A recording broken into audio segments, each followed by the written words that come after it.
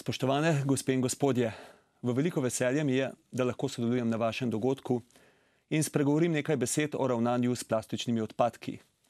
Žal mi obveznosti ne dopuščajo, da bi se dogodka udeležil osebno, a upam, da bo tudi tale prispevek pripravljen na okolju prijazen način koristen.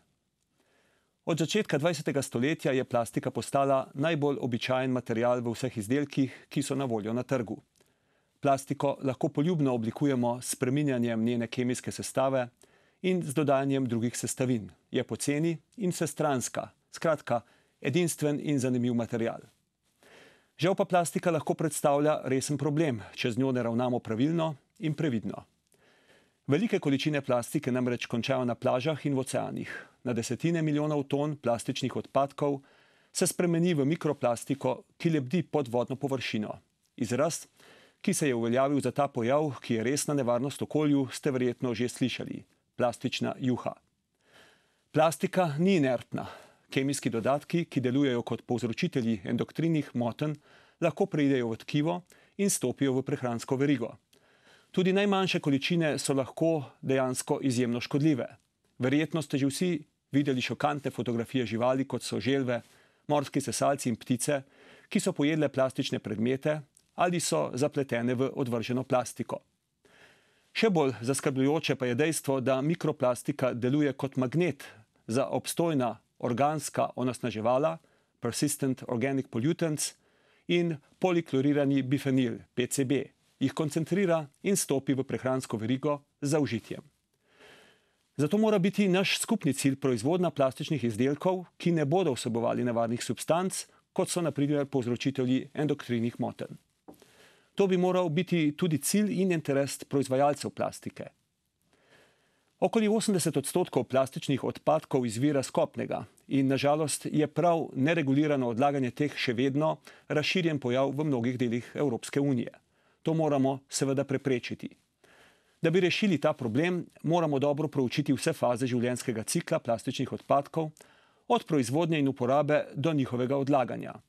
Že v fazi zasnove moramo razmišljati o izdelkih, ki so trajni, popravljivi in ki jih lahko recikliramo. Recikliranje, ki je končna faza izdelka, se v bistvu začne še preden je določen izdelek narejen. To pomeni, da morata biti politika proizvodnje in politika ravnanja z odpadki tesno povezani. V Evropi v povprečju 50% plastičnih odpadkov še vedno pristane na odlagališčih. To je enako 12 milijonom ton surove nafte, ki jih na ta način vsako leto preprosto zakopljemo v zemljo. Drugo polovico plastičnih odpadkov predelamo, večina gre za pridobivanje energije, ostalo recikliramo. To seveda ni željeno stanje in zagotovo so potrebna izboljšanja. Primeri 9 evropskih držav, ki so dobesedno ukinile odlaganje odpadkov na odlagališča in predelajo 90% v primerjavi z ostalimi državami, ki še vedno odlagajo okoli 80 do 90% odpadkov, so dovolj zgovorni. Tudi v Sloveniji je še dovolj prostora za dodatne izboljšave. Saj stopnja odlaganja znaša 60%, recikliranih pa je le 21,5% plastike. Vendar pa moramo tudi v državah, ki so na tem področju trenutno vodilne, zmanjšati raven sežiganja plastike in povečati njeno recikliranje. Deleži reciklirane plastike so namreč prenizki po vsej Evropi. V povprečju dosegajo le 24,1%. Na srednji rok to ni sprejemljivo in dejansko je to priložnost, ki je ne velja zamuditi. Tehnologija recikliranja se hitro razvija in ta sektor ima velike potenciale glede zaposlovanja. Ocenjeno je, da bi samo na področju recikliranja plastike do leta 2020 lahko ustvarili dodatnih 160 tisoč delovnih mest v vseh državah članicah Evropske unije, če bi dosegli stopnjo recikliranja 70%. Eden od ciljev, ki sem si jih zadal v mojem mandatu, je razprava o plastičnih odpadkih.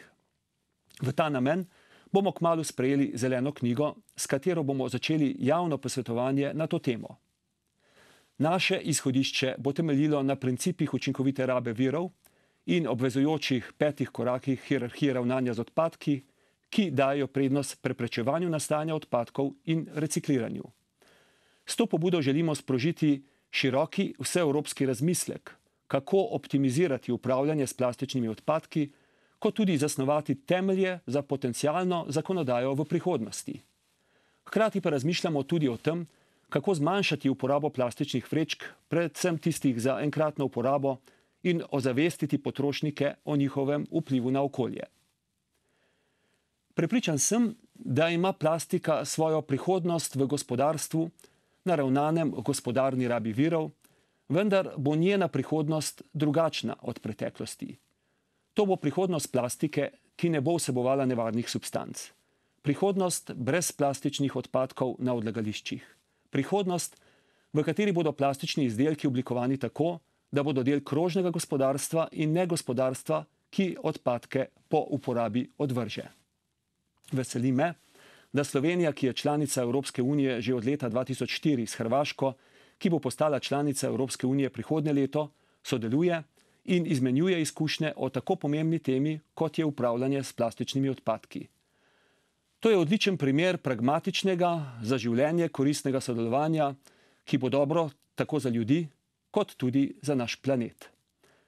Želim vam uspešno konferenco in čim več tovrstnih srečanj tudi v prihodnje.